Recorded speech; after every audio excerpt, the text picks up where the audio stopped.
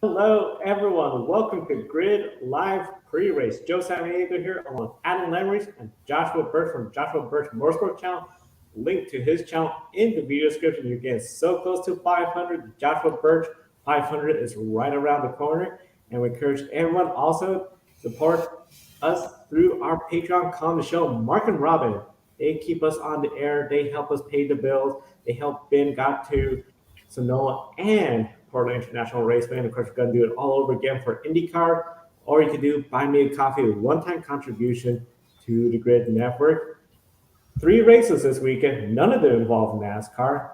None of them are ovals, excuse me. So all road courses, and none in the United States, but still in North America because of the Canadian Grand Prix. But we're going to first start across the pond, MotoGP. Joshua, qualifying, that is done. The grid is set. Ducati 1-3 with Quartararo in the middle.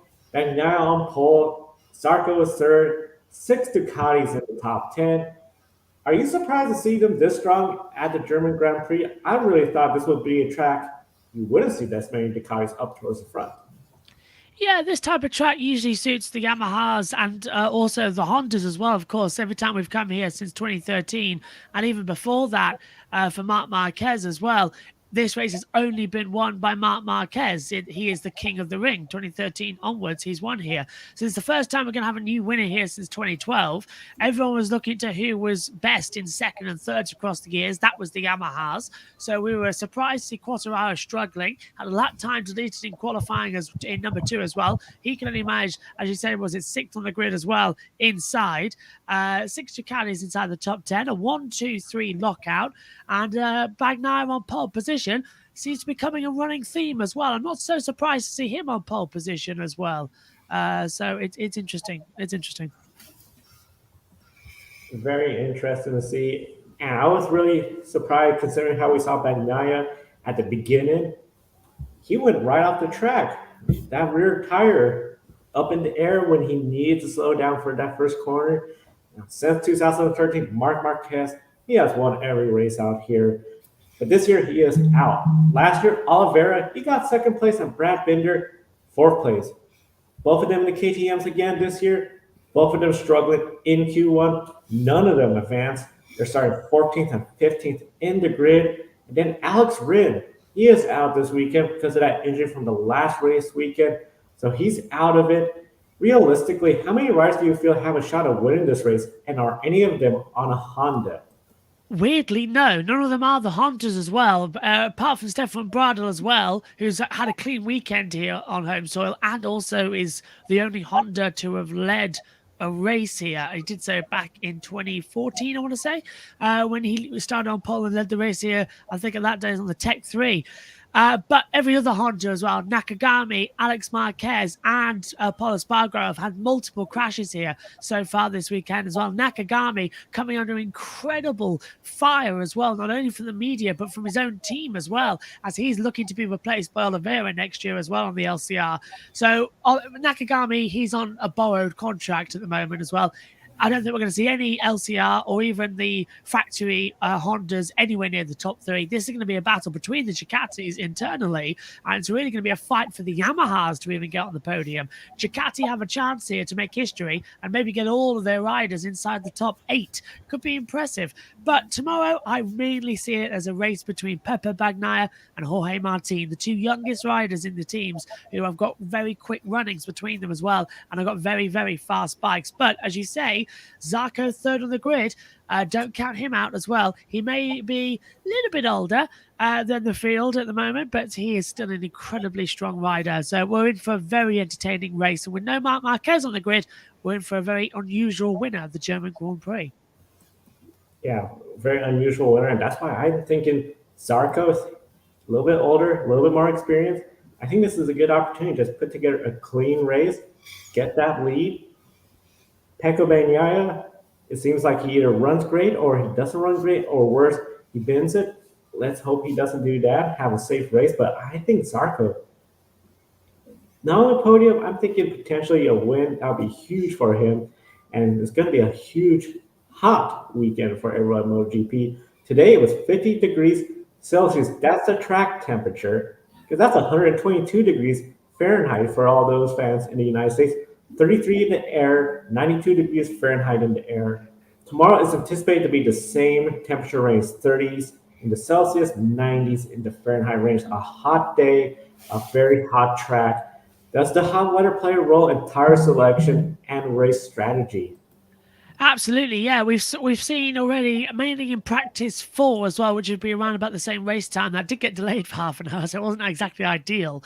But they all headed out there. They tried hard front, medium rear, soft front, hard rear, soft, medium. They were trying everything across the weekend to try and run the right tires, because it's an asymmetric tire here this weekend due to the fact that they've got 10 left-hand corners, only 3 right-hand corners as well. So there's more load going on the left-hand side of the bike. But at the same time, the right has to be up to temperature when you need it. So the left-hand side of the tire, that is a lot harder compared to the right-hand side, which is actually a softer run. So these asymmetric tires may say medium soft, but they're a combination of medium soft, medium. So it's completely throwing the teams up in the air in trying to work out what is the best strategy. From what I'm hearing, because of the track temperature as well, they're going to go hard front with a medium rear for a lot of them tomorrow as well, because the braking generator on the front is more than at the rear. So hard front, medium rear is what I'm hearing most of them are going to go for tomorrow. As something they're going to be really going for tomorrow is taking care of those tires, hard, medium, and it looks like we do have a question in the chat room from Adele Live. Question, is there a tire limit? I'm assuming maybe that's like how F1 have tire limits. Is there a limit for the MotoGP riders? They all get around about 20 sets per team as well. They split those up across the weekend, but realistically, there is no tire limits in MotoGP as well. They typically use around about 8 sets each. So it's not that big of a deal. It's just in case they have a puncture on them as well, that they have to replace them quite quickly. MotoGP are quite lax about that as well, with limits as well.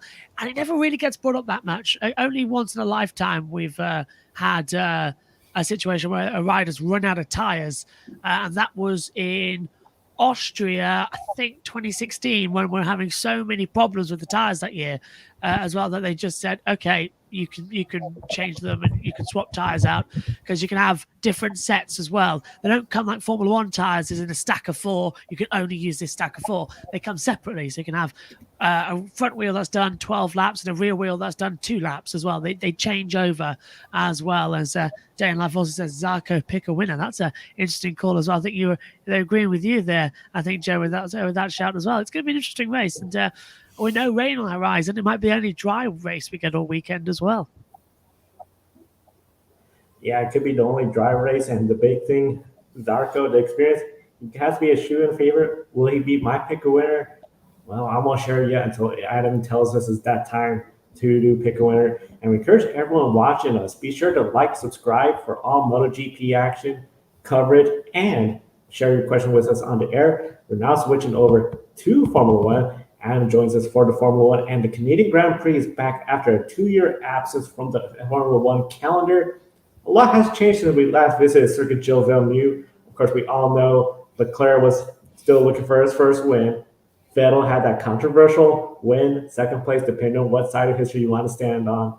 AlphaTauri was still Toro Rosso, and George Russell only 1 start in this race.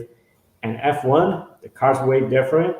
Now, there's been a big change when it comes to the purposing that we see the cars do, especially with Mercedes. Now, the teams are required to make the changes that have the worst issues. A move many see negatively impacted Mercedes and potentially Ferrari. Many were suspecting maybe the FIA would do a minimum ride height, increase that, so all the teams will have to do that, match Mercedes. But instead, the FIA, they went the different route, saying it's on the team. You have to take care of it for your driver's health, or else you're going to face a penalty.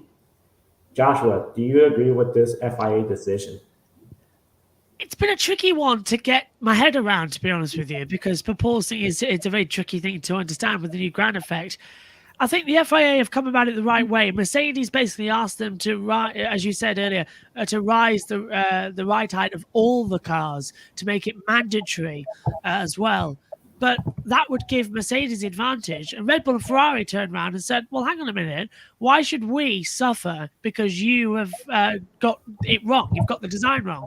We suffered for years trying to catch up to you when you were dominant. Now that we're here, you're spitting your dummy out again. You're throwing the towel in. So I completely sympathize with Red Bull and Ferrari. They've done fantastic jobs with their cars this year. Ferrari have sacrificed 2 seasons in order to get this car ready. So I think it was a stupid decision for Mercedes to even go there, because effectively they've stopped themselves shooting them in the foot, and they've put the gun onto their head now, because the FIA have said, well, it's up to the teams now to fix this proporting issue. We're going to introduce that you can't go below this minimum height as well from Silverstone onwards. So what they're going to do is, in practice, all 3 sessions, the FIA will have sensors on the cars. They'll be measuring the proporting level, and they will request the teams that you do not go below this anti-roll bar setup at the back of the car as well, so that they can't go too low to the ground. They have to stay in sort of the middle area. It shouldn't affect the aero of the car or the speed, but it should try and negate the proporting effect we've been having. So it doesn't automatically give Mercedes the silver bullet to catch up to Red Bull and Ferrari. And that's not what Mercedes wanted. They wanted Red Bull and Ferrari neutered so they could play up front. Hasn't worked. So Mercedes' strategy has backfired, and a lot of the teams are now crying wolf, believe it or not. That Toto has done this as well, and the entire team. Nobody's happy with Mercedes, and frankly, I'm not happy with Mercedes. I'm a bit sick of them as well. They've designed a really, really bad car. They're putting the driver's health at risk as well, and then they're complaining about it that is in the FIA rules.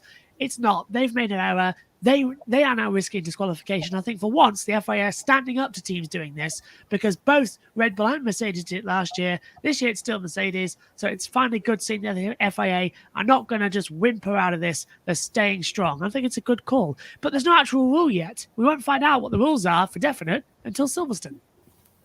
Yeah, it's really been something else, and we have a comment from a day in the life who is tuning in. I don't like the politics of Mercedes trying to make everyone change when they got their design of their car wrong. Adam, quick follow-up. Do you agree with the FIA's decision as well? I do, Joe. I think it's about time the FIA stood up to Mercedes. Mercedes got their car design wrong, and now they're crying.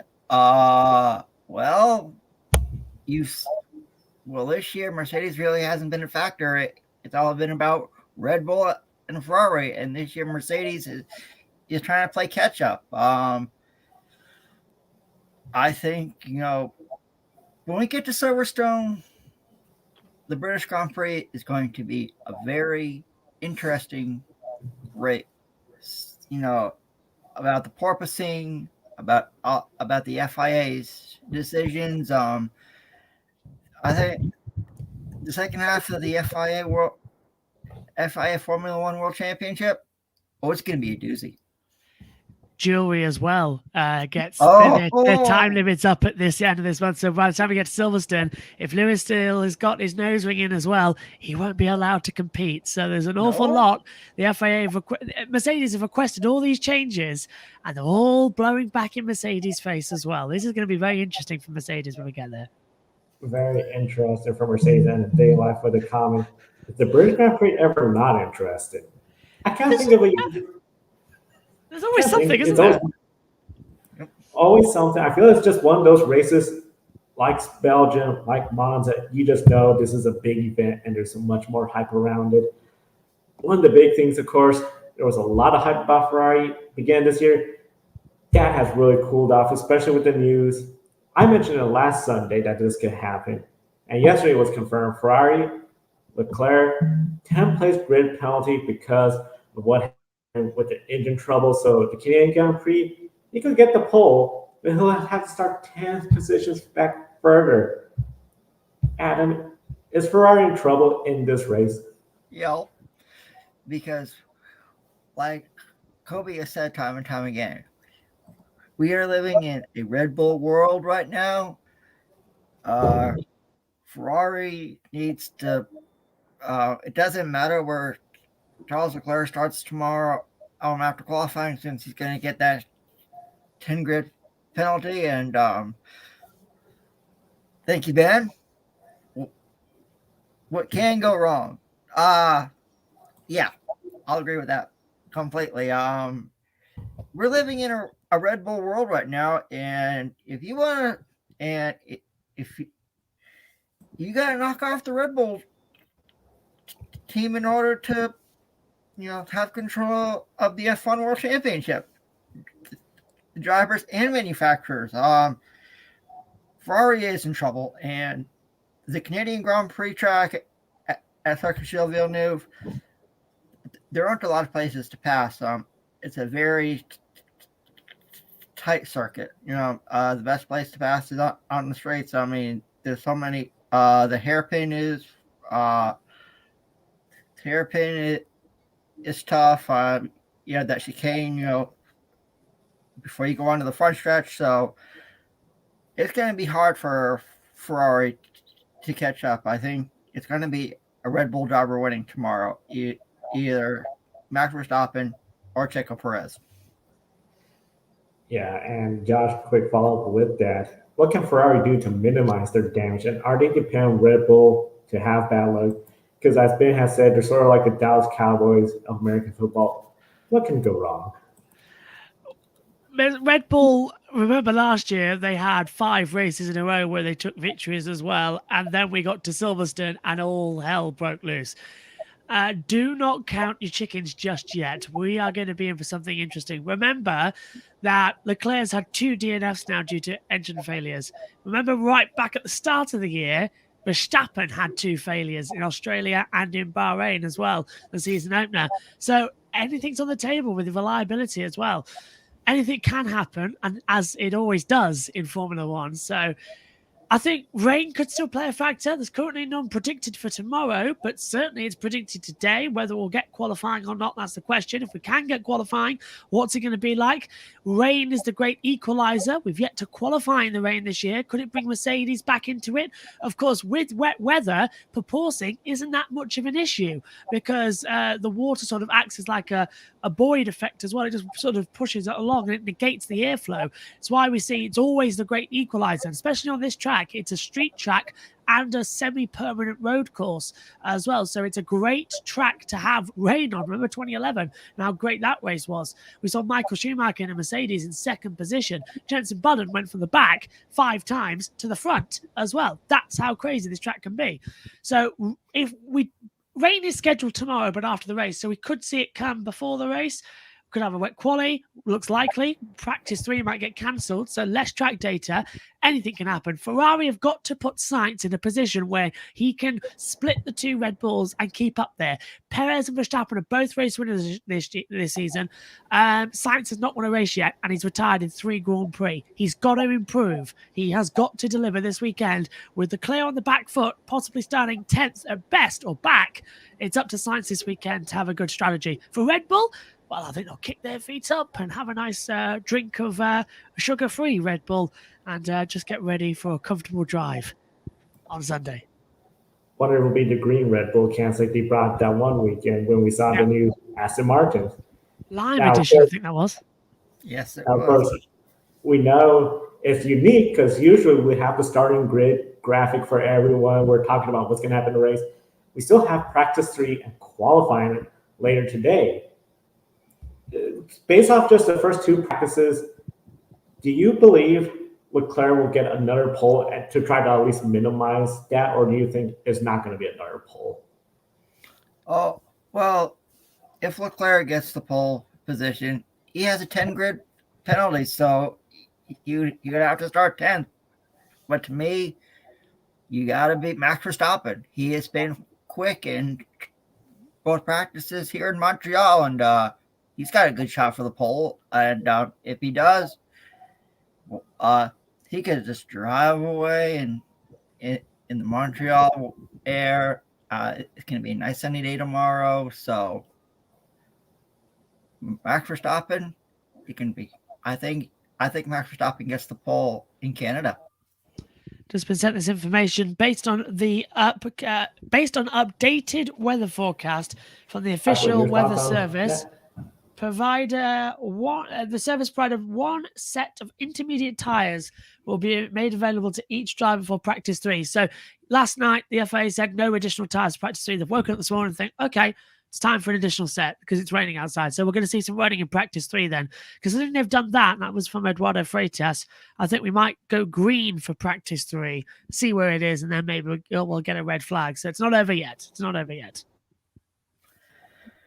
Oh, and I think Joe's... Yeah. Not over. Yeah. And Josh, before we let you go, I'll let My you internet.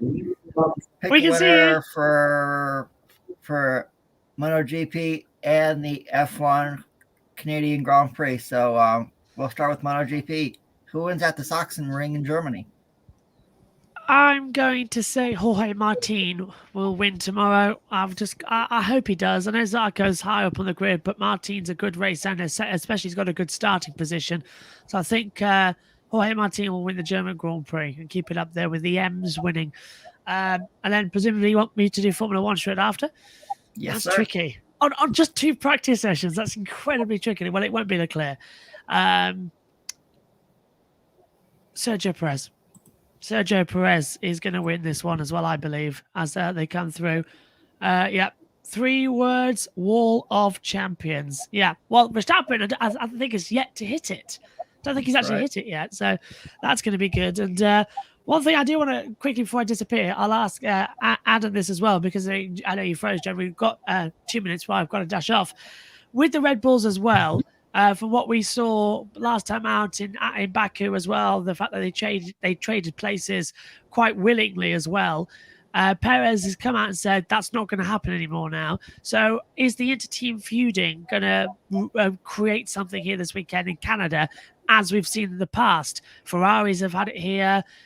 Mercedes have had it here. Could Red Bull sort of come to blows here this weekend, or they're going to keep it civil for the title? Well, to me, I think I think this weekend, I think everything will be calm. But if Checo Perez is in the lead and Max Verstappen in second, I wouldn't have any team orders. I would go out and I would let Checo go out and set his pace and try to win. And say, hey, I can win just as much as my current teammate, even though he is the defending F1 world champion. Ace, thanks, Adam. Hopefully that's given Joe enough time to get his internet. So I think it has. So I'll leave you two to do, what is it next? Supercars on that one. And I'll go off and get ready for practice 3, if it is a session or not. And we encourage everyone to follow Joshua on his channel for Formula One coverage all season long. Link in the video description where you can subscribe. And as Joshua mentioned, we got supercars coming up. My internet's bidding a little bit on the finicky side. I'm not in my usual Grid Network studio this weekend. We'll do the best we can. And Anna, doing the best you can. That is something Dick Johnson Racing did this weekend. Starting off with both cars in the front row. And then at the end, they swapped position, still get a 1-2 finish. But we saw Antoine De Pascali gain the lead despite that first lap contact, in which Will Davison really just shrugged it off at the finish, saying, oh, this is all about the team, getting a 1-2 finish. We know they haven't had a great season at all. So is this really something where you feel, with the 2 more races ahead, Dick Johnson Racing can see both drivers sweep the weekend? It could happen, Joe, and I got to give a call to Shane Van Gisbergen, who, if you didn't know, he had a very slow pit stop. It was his left rear tire that enabled him to have a slow pit stop, but when he came out, he blistered through the field. And if he wouldn't have had a slow pit stop, we could be talking about SVG winning race 1 instead of Anton De Pasquale. It is very possible here at Hidden Valley Raceway in Darwin. I truly think Johnson Racing is going to do strong, but like we saw in qualifying, David Reynolds was up there, Shane Van Gisbergen was up there, so there's a number of drivers who could win races 2 and 3 in Darwin. Yeah, race 2 and 3 in Darwin is still looking pretty up. As you mentioned, Shane Van Gisbergen, he still got a podium. So, of course, for everyone that picked him for pick a winner, well, didn't get the point, but he's right there.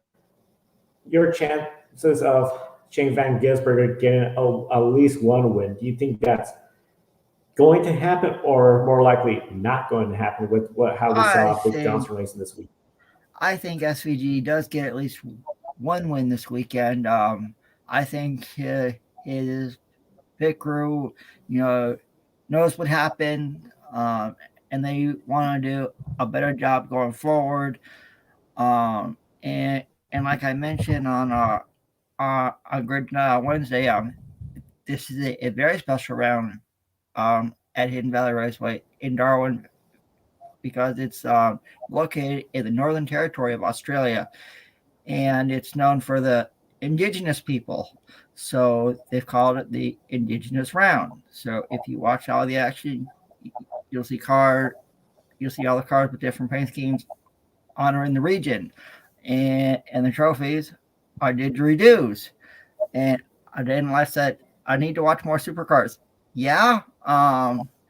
Actually, if you're watching this, you can go to the Supercars YouTube channel and you can subscribe. And you can subscribe to all the action there, and they have all of the support categories, all the pre-race stuff, all the qualifying, all the races are live. So, and of course, you can tune in here at Grid Network as I provide you all the recaps of the supercar races, going forward for the rest of the year. And now, with that being said, it's time for everybody's favorite game here at Grid Network, Pick a Winner. And this weekend, we don't have any races here in the United States, but we do have races across the world. So Kobe is still leading at 24. Alex Fleener from Twitter is at 19. Joe and I are tied with 17. And Ben Schneider is at 14, and use the hashtag Pick a Winner on social media, and you could and if you're outside the points, it is triple points. So you can be on our leaderboard, just by having one guess correct this weekend. That being said, we'll start off with F1 is at Circuit Gilles Villeneuve in Montreal, Canada, for the Canadian Grand Prix. All right, Joe. Does a Red Bull driver take the victory tomorrow in Montreal? I think a Red Bull driver will be taking the win tomorrow. And I think this is going to be what I would call a classic 90s era, like 98, 99 F1 race, where you're going to have one driver on the pole, fastest lap, lead all lap, control the race, just like how Schumacher did back in the day. Verstappen, he's going to win. He's not going to be the next driver in the Wall of Champions. He's going to be the next champion to win at Montreal. And I'm going to, even though you and I are tied in the pick a winner standings, I got to agree with you. I think Max Verstappen does get it done here at Circuit Gilles Villeneuve. He's had 2 strong practices. I anticipate him to sit on the pole and just completely dominate. And next we go to the Sachsenring over in Germany as MotoGP is there for the German Grand Prix. Like you mentioned, no Marc Marquez this year because of injury. So with that being said, who wins in Germany tomorrow, Joe? I'm going with Fabio Quartararo. I think with the high heat that we're anticipating, the Yamaha, that's a good bike all around. Yes, Ducati has the top speed, but they're going to be on a harder tire. So I don't think they're going to get the kind of grip they're going to want. The Yamahas, at least Quartararo, he knows how to put it up front. He is bounds and way ahead of his teammate. He's going to put in an effort because this is a track that is not suited for the Ducatis that well. This is for the Yamahas. He's going to get it. And I believe it'll be 2 in a row for him if he does it.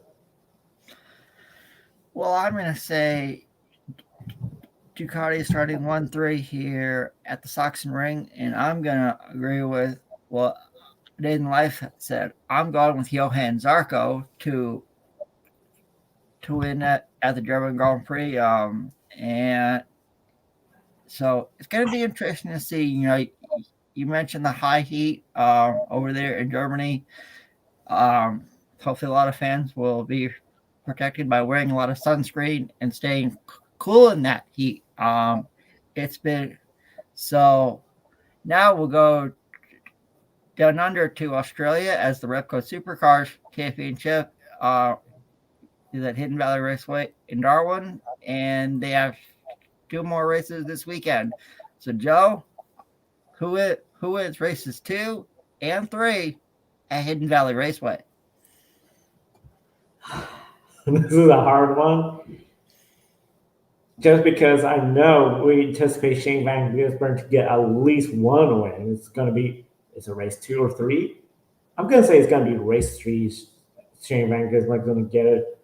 Race 2, Will Davison, the teammate, is going to at least make it where Dick Johnson can at least say both his drivers won, but it's not a sweep. It's going to be SVG. And I'm going to make a bolder prediction. The Triple Crown, I think SVG, he's going to be the most consistent one, and it's going to get it. And I'm going to say that after Shane Van Gisbergen came so close to winning race 1 over in Darwin, I think he finds a way to sweep the next 2 races. I think Duke Johnson Racing will be on the podium for the rest of the races, but I think Shane Van Gisbergen gets it done and sweeps the last 2 races at Hidden Valley Raceway in Darwin. Now I'll throw it over to Joe as he wraps up this edition of our pre-race show for a Saturday afternoon.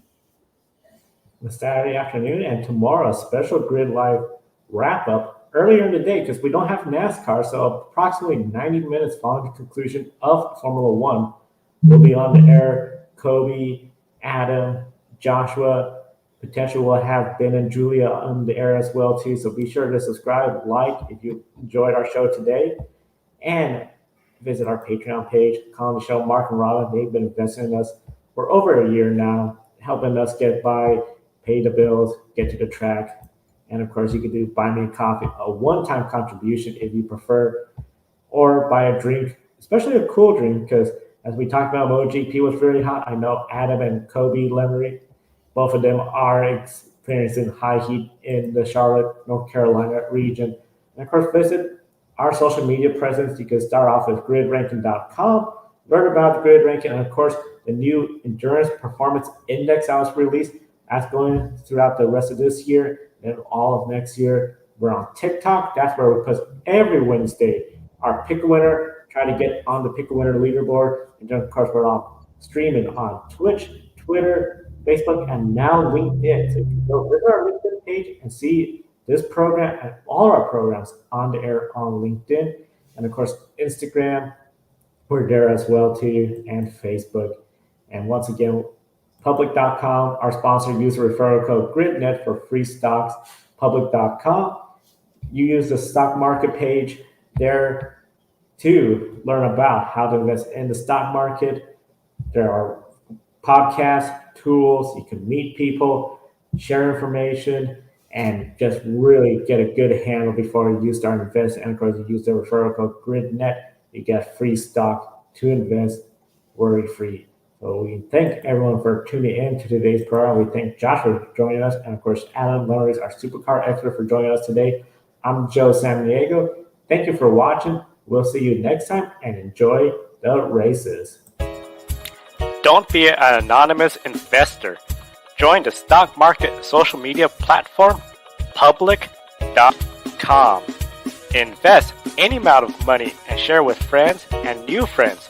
Discover new opportunities, such as new companies and potential business partners, and useful tools for beginners, and share your experience with friends on public.com. Link in the video description gets you $5 for being a Grid Network viewer.